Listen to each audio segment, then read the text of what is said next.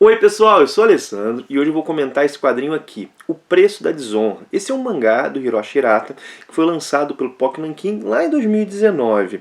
Esse é um quadrinho que eu demorei para pegar para ler. Eu lembro que a primeira edição acabou esgotando antes de eu comprar e eu fiquei muito interessado nisso aqui após ler Satsuma Gishiden, que é do mesmo autor. É uma obra maior, é em 3 volumes e, gente, Satsuma Gishiden é uma obra excepcional. Eu comentei os 3 volumes aqui no canal, que quadrinho bacana, assim.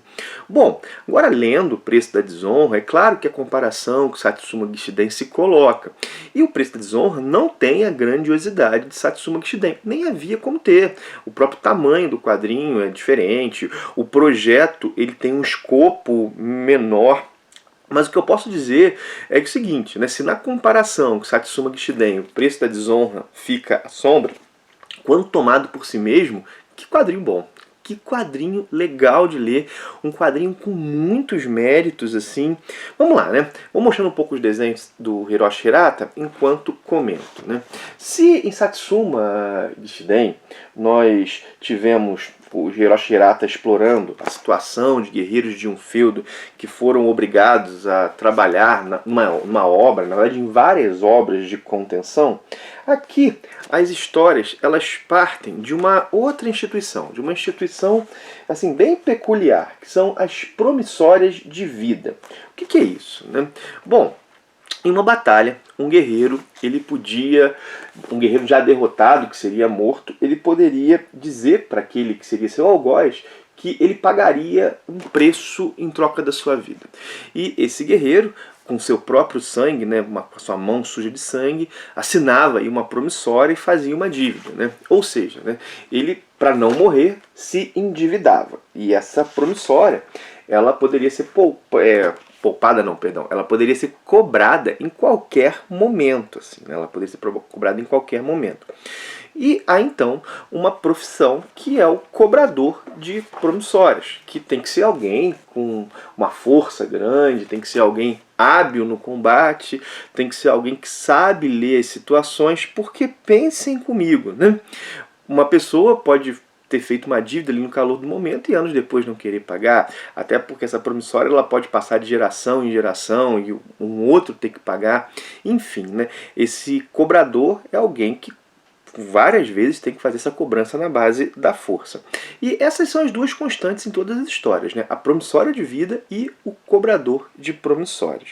E o cobrador, que inclusive está aqui na capa, né, o mesmo personagem em todas, ele é uma figura misteriosa. Esse cobrador aqui, ele não é o único cobrador, mas esse cobrador que é protagonista, não vou nem dizer que ele é protagonista, ele que é a figura constante em todas as histórias, ele uma figura de quem nós não sabemos a origem, nós não sabemos o destino, né?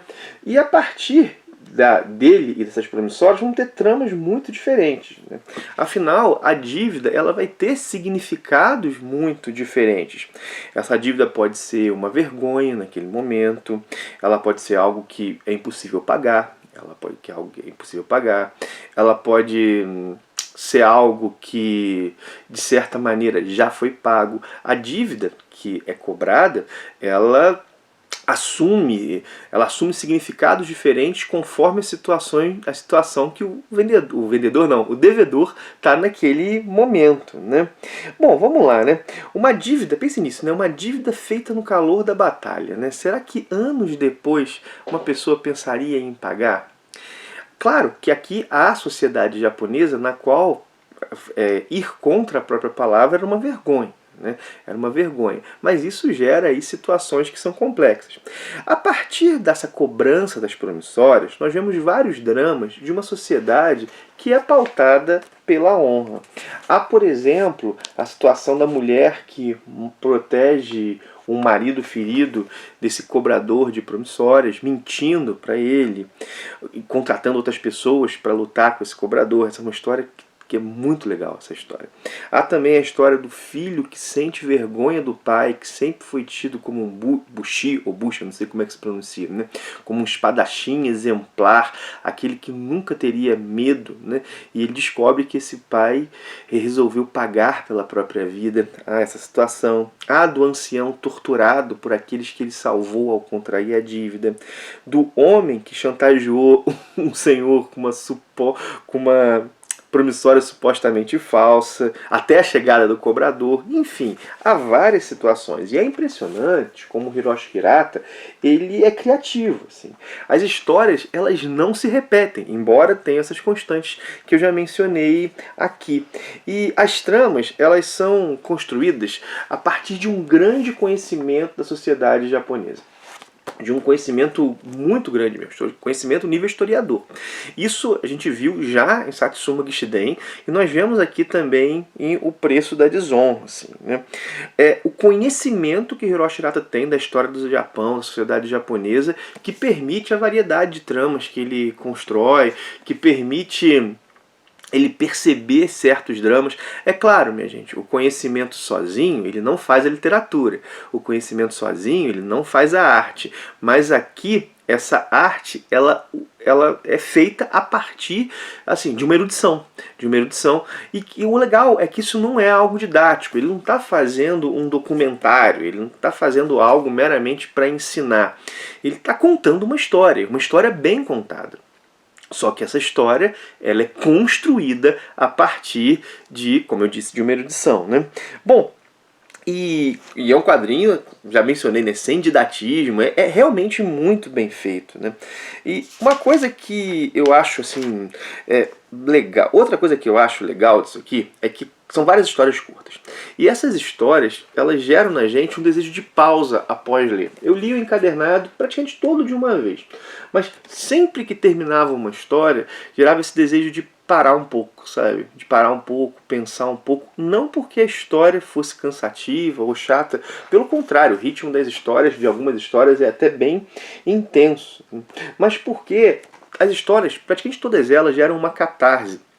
E geram também um certo desejo de contemplação, né? De falar, cara, o que aconteceu? Que situação foi essa? É uma situação que realmente é permeada pela violência, mas é uma situação que em cada uma das histórias gera esse desejo de parar e experimentar um pouco, né? Pensar um pouco sobre aquele sentimento, sobre aquela sensação que a história causa. Eu acho isso muito bacana, acho isso muito legal. Experimentei algo assim também em Lobo Solitário, que é um quadrinho que eu julgo violento e contemplativo, né? Como eu disse, né, isso não é algo que é feito porque, sei lá, caramba, não aguento mais ler O Preço da Desonra. Não, a vontade é até de continuar lendo, mas de fazer uma leitura pausada e que aquele sentimento que a história causa é experimentado com vagar, né? E bom, pelo menos essa foi a minha experiência. Assim.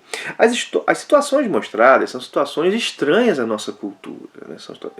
Essa própria ideia do tomador de promissórios.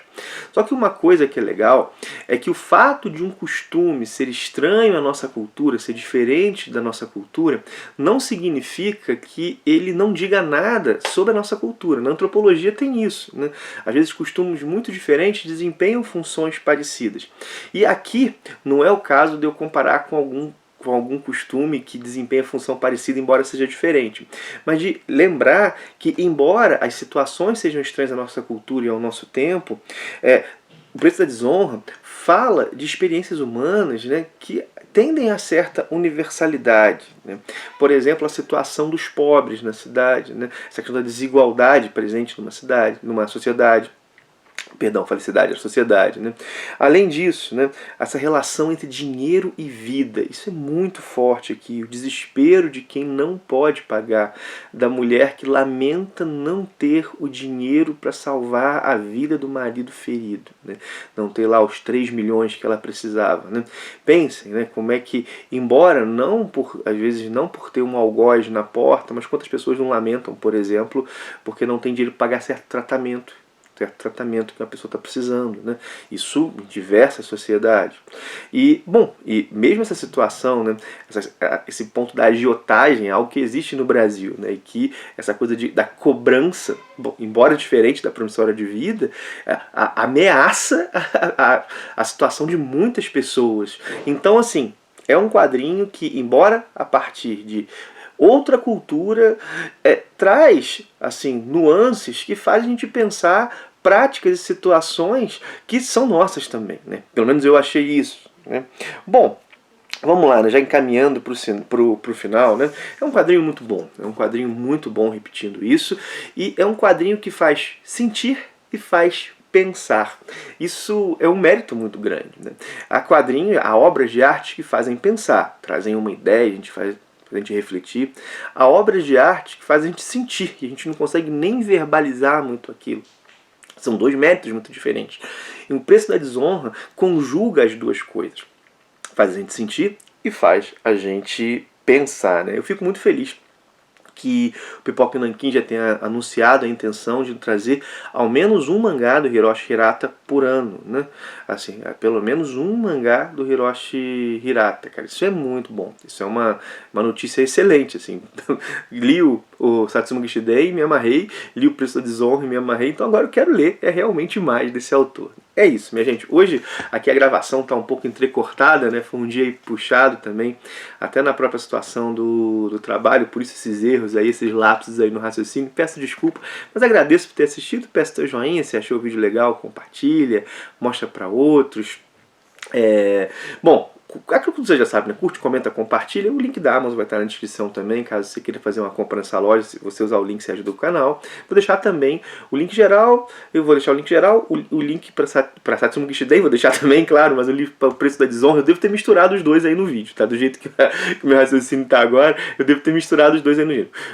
Vou deixar o link para o Preço da Desonra aí também, caso alguém tenha interesse. Satsuma Gishidei, caso alguém tenha interesse. E para outros quadrinhos de Pipoca Nankin.